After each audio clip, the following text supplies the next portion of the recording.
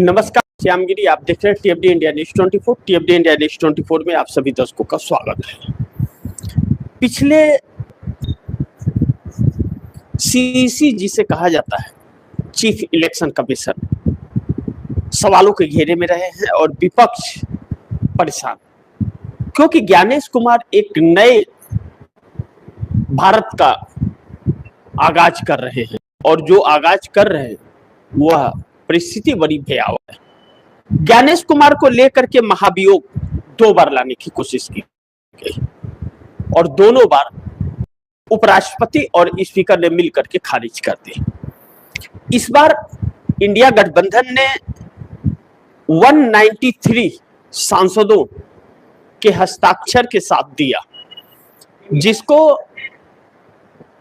खारिज करना इतना आसान नहीं था। लेकिन कहते हैं कि जब नीयत साफ न हो तो कुछ भी हो, खारिज किया जा सकता है। यह चीज न्यायपालिका और सरकार दोनों में देखी जा रही है। ऐसे में इंडिया गठबंधन ने अब जब 193 लोगों की सूची दी तो सीपी राधाकृष्णन और स्पीकर ओम बिरला ने टेक्निकल कुछ और सबूतों के आधार पर उसे खारिज कर दिया। अब इंडिया गठबंधन 230 सांसदों के हस्ताक्षर के साथ 230 सांसदों के हस्ताक्षर के साथ राज्यसभा और लोकसभा दोनों में लाने के लिए तैयारी कर रहा है और 5 वरिष्ठ सांसद इस काम में लग गए हैं, डॉक्यूमेंट तैयार करने में। यानी कि 230 सांसद मोदी के लिए मुसीबत बन गए हैं और यह सांसद डिलिमिटेशन बिल पर भी एक साथ थे और मोदी के मंसूबे पर पानी फेर दिए थे। तो अब यह 230 सांसद मोदी की एक नई मुसीबत बन गए हैं और यह 230 सांसद जिस तरह तैयारी कर रहे हैं, स्पीकर ओम बिरला या उपराष्ट्रपति सीपी राधाकृष्णन उसे नजरअंदाज नहीं कर सकते और नजरअंदाज न कर पाने की कीमत जो होगी वह सीईसी ज्ञानेश की हो जाएगी छुट्टी पूरी तरह से, क्योंकि उनके सारे पोल खुल जाएंगे। तो इंडिया गठबंधन की यह बड़ी तैयारी इस वक्त चल रही है। कुछ प्राथमिकता से खबरें छपी हैं इस बात को लेकर के जो सरकार की नींद उड़ा रही हैं। यह महिला आरक्षण बिल के बाद होगा एक और वार, महिला आरक्षण बिल के बाद होगा एक और वार। इंडिया गठबंधन ने बनाया प्लान, ज्ञानेश कुमार की बढ़ने वाली है मुसीबत। महिला आरक्षण बिल के बाद विपक्ष मुख्य चुनाव आयुक्त ज्ञानेश कुमार के खिलाफ संसद में नया नोटिस लाने की तैयारी में है। टीएमसी और इंडिया गठबंधन नए ड्राफ्ट पर चर्चा कर रहे हैं। आगे न्यूज 18 के हवाले से यह खबर बता रहा हूं कि न्यूज 18 कहता है कि महिला आरक्षण बिल के बाद एक और वार की तैयारी में विपक्ष, सीईसी ज्ञानेश कुमार की बढ़ने वाली है मुसीबत। अब नवभारत टाइम्स की भी जरा समझ लीजिए, नवभारत टाइम्स के हवाले से खबर बता रहा हूं आप दर्शकों को। सीईसी ज्ञानेश कुमार के खिलाफ फिर महाभियोग प्रस्ताव की तैयारी, संसद में जीत से उत्साहित विपक्ष का अगला प्लान।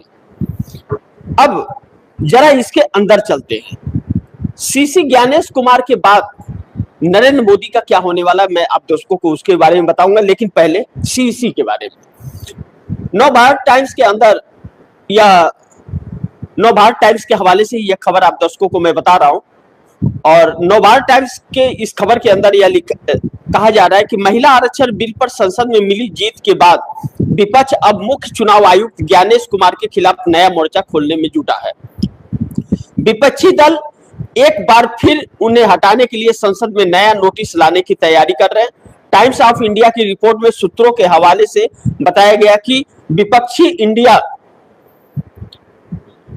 इंडिया गठबंधन के प्रमुख दल इस मुद्दे पर आपस में चर्चा कर रहे हैं और एक नए ड्राफ्ट पर काम शुरू हो चुका है। यह कदम ऐसे समय उठाया जा रहा है जब इससे पहले दिया गया नोटिस लोकसभा स्पीकर और राज्यसभा के सभापति ने खारिज कर दिया था। सूत्रों के अनुसार लोकसभा स्पीकर ओम बिरला और राज्यसभा के सभापति सीपी राधाकृष्णन ने नोटिस खारिज करते हुए विस्तृत कारण बताए थे। विपक्ष का मानना है कि उन कमियों को दूर कर नए सिरे से नोटिस दाखिल किया जा सकता है। खास तौर पर पहले नोटिस के कदाचार के ठोस उदाहरणों की कमी को एक बड़ा जरिया बनाया गया। सूत्रों के अनुसार कई प्रमुख विपक्षी दलों के नेता इस दिशा में आपसी बातचीत कर रहे हैं और जल्द ही मुख्य चुनाव आयुक्त ज्ञानेश कुमार को हटाने की मांग को लेकर नया प्रस्ताव लाने की योजना बना रहा है।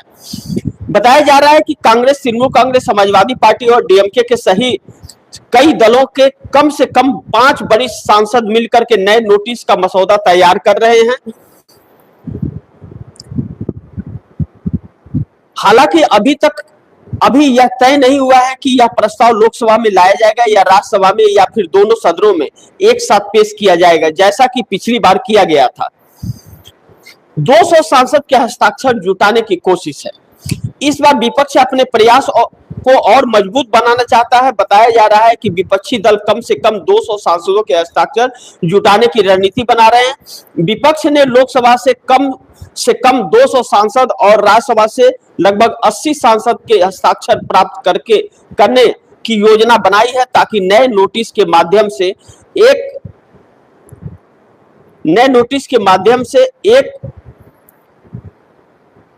संदेश दिया जा सके, जबकि उनके पिछले नोटिस को 6 अप्रैल को विभिन्न आधारों पर खारिज कर दिया गया था।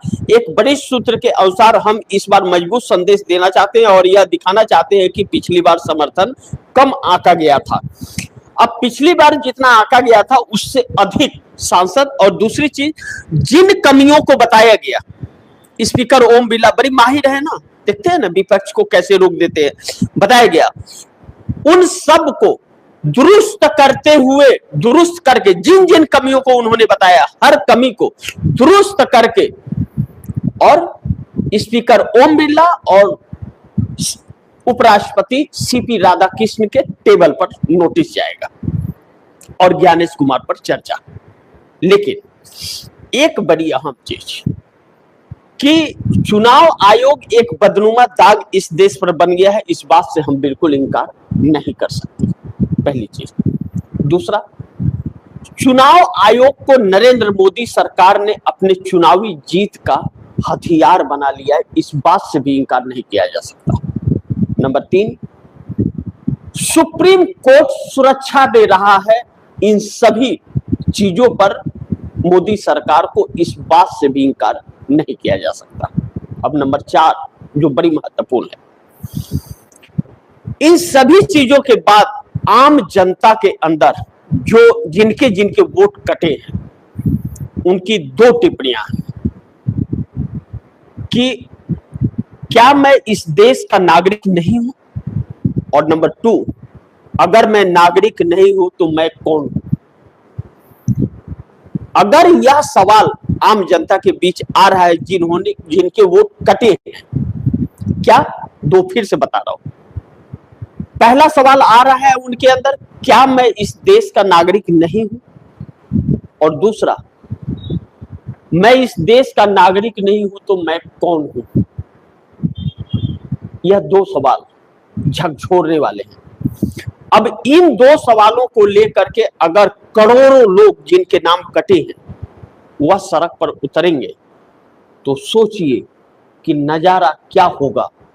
और उनके साथ फिर उनके रिश्तेदार, फिर उनके अपने, फिर उनके दोस्त, फिर उनके पड़ोसी, फिर उनके गांव वाले जब उनके साथ खड़े होंगे, तो उस नजारे को एक बार सोचिए और देखिए, अपने दिल में उसकी तस्वीर बनाइए, देखिए कि कितना भयावह होगा। किस कंडीशन में डालने की कोशिश इस सरकार की है मंशा, इसे आपको समझना बहुत जरूरी है। श्रीलंका या बांग्लादेश या नेपाल यूं ही नहीं हुआ, हदें पार हो गई थी, और इस कदर पार हो गई थी कि सारी हदें पार हो गई थी। 1-2 हदें नहीं, सारी की सारी हदें पार हो गई थी। तब इंसान के अंदर 2 ही चीज आता है, आर या पार। बड़ी महत्वपूर्ण यह है कि वोटर लिस्ट में नाम कटने के बाद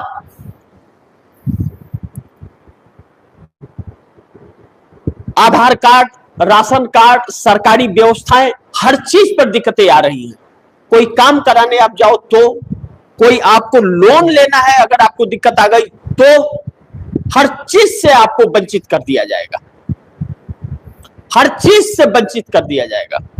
अब यह सरकार कह रही है कि घुसपैठिए कैसे वोट देंगे। तो लानत है ऐसी सरकार और ऐसे गृह मंत्री पर जो बात घुसपैठिए की करता है लेकिन घुसपैठिए के आंकड़े को नहीं बताता है और निकालता नहीं है घुसपैठिए को देश से। तो इसका मतलब सबसे बड़ा घुसपैठिया वही है जो दूसरे को घुसपैठिया कह रहा है। यह हो गए।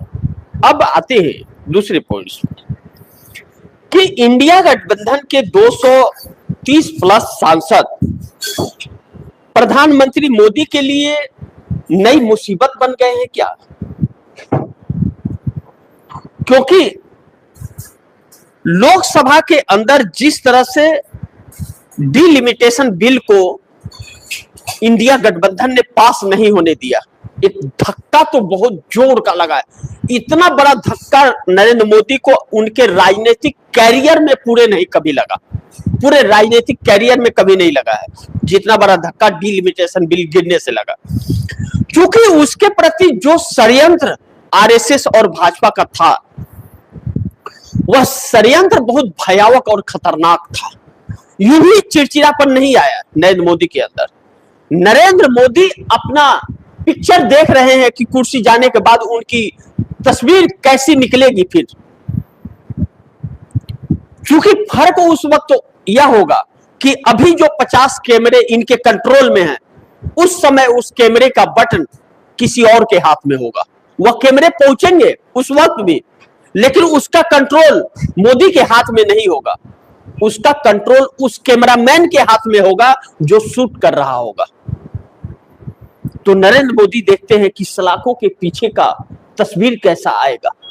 उसके बाद सलाखों के पीछे के अंदर जो खाने खाना पड़ेंगे वह क्या होगा। उसके बाद जो जनता के बीच आवाज गूंजेंगी वह आवाज कैसी होगी। इस बात का खौफ हमारे देश के प्रधानमंत्री को है, इससे इंकार नहीं कर सकते। और इंडिया गठबंधन के 230 प्लस सांसद ही प्रधानमंत्री मोदी के लिए एक नई मुसीबत बनते हुए नजर आ रहे हैं और इनके सपने तोड़ते हुए नजर आ रहे हैं। ऐसे में अब बड़ी महत्वपूर्ण बिंदु यह है कि INC plus TMC plus SP plus DMK, फिर से ध्यान दीजिए, आईएनसी यानी कि Congress 99 plus TMC 29 plus SP Samajwadi party 37 plus DMK 22। यह नरेंद्र मोदी को नहीं रहने देंगे 2029 तक। यह देश एक बार फिर मध्यवर्ती चुनाव देखेगा, लेकिन वह मध्यवर्ती चुनाव इस देश के लिए बड़ी घातक होगा। मध्यवर्ती चुनाव इस देश के लिए बहुत ही घातक होगा। अगर मध्यवर्ती चुनाव हो गया तो पूरे विपक्ष का सुपड़ा साफ हो जाएगा। इसके लिए इंडिया गठबंधन को किसी भी कीमत पर मध्यवर्ती चुनाव से बचना पड़ेगा।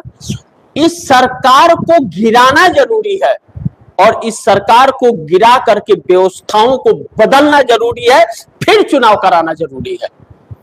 क्योंकि इस व्यवस्था में नरेंद्र मोदी को लोकसभा का चुनाव नहीं हराया जा सकता, चाहे 1 लाख कोशिश कर लो, क्योंकि संरक्षण न्यायपालिका दे रहा है और सारा खेल चुनाव आयोग कर रहा है। सीसी ज्ञानेश कुमार किसी भी कीमत पर पार पाना बड़ी मुश्किल होगा। लेकिन इस वक्त जो पश्चिम बंगाल का चुनाव है, तमिलनाडु का है, इन 2 जगहों पर प्रधानमंत्री नरेंद्र मोदी बहुत कड़ी मेहनत कर रहे हैं, ढोंग भी कर रहे हैं, बहुरूपिया का भेष भी बदल रहे हैं, कभी काला तो कभी गोरा, तो कभी चिट्टा, तो कभी कुछ तो कभी कुछ।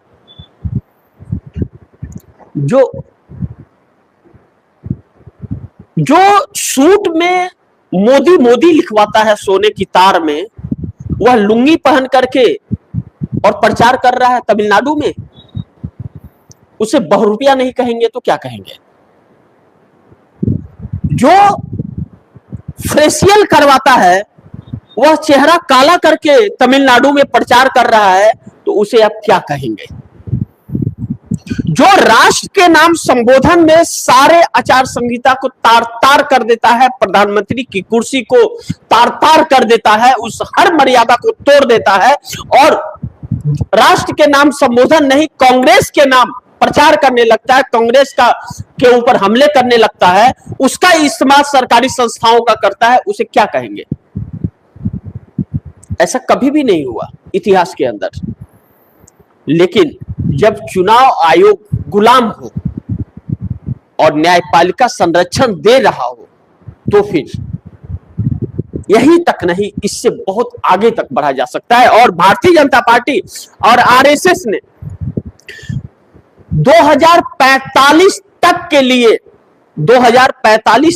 लिए यह पुख्ता कर दिया है कि सीजीआई जो होगा वह आरएसएस और भाजपा से ही होगा, चाहे वह गुजरात से स्पेशल इंपोर्ट कर दिया गया या किसी भी राज्य से, सबको बीच में सिर्फ कुछ दिनों के लिए एक महिला आएगी और उसके बाद 2045 तक सब यही रहेंगे। तो सोचिए कि आप कैसे न्याय कहां मांगेंगे? और इनकी सत्ता रही तो यही चीज होगा। इसलिए नीतीश नायडू के ऊपर जिम्मेदारी बहुत है, लेकिन नीतीश नायडू एक बदनुमा दाग बन गए हैं इस देश के लिए, जिसे एक बदनुमा दाग की तरह याद किया जाएगा।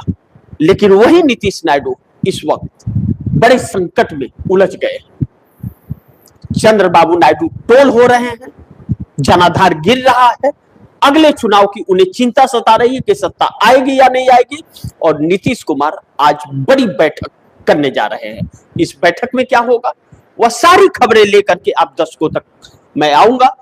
इसी के साथ आप दर्शकों से इजाजत चाहूंगा और गुजारिश करूंगा, इस खबर को ज्यादा से ज्यादा शेयर करें, अपने दोस्तों को भी कहें कि आगे शेयर करें। और आपने अगर टीएमडी इंडिया न्यूज़ 24 को सब्सक्राइब नहीं किया, सब्सक्राइब कर लीजिए। अपने दोस्तों को भी कहिएगा सब्सक्राइब करें। अपनी राय कमेंट में जरूर लिखिएगा। मिलते हैं अगली खबर के साथ, तब तक के लिए नमस्कार।